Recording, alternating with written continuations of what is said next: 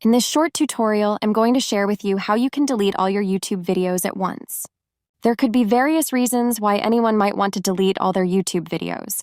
It could be due to rebranding, changing the focus of their channel, wanting a fresh start, or even privacy concerns. So if you want to delete a backlog of videos with just one click, simply watch this video until the very end so that you don't miss out on anything.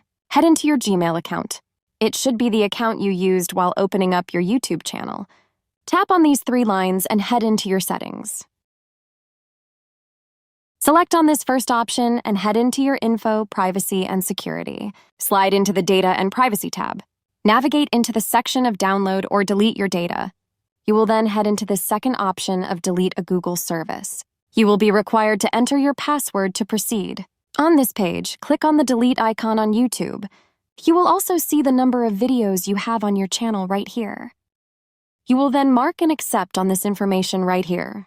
Tap on Delete My Content. All your videos will get deleted from your YouTube channel successfully. That's how easy it is to delete all your YouTube content at once. If you have any questions, just let me know in the comments section down below. Please don't forget to leave a like, share, and subscribe for more video tutorials like this one.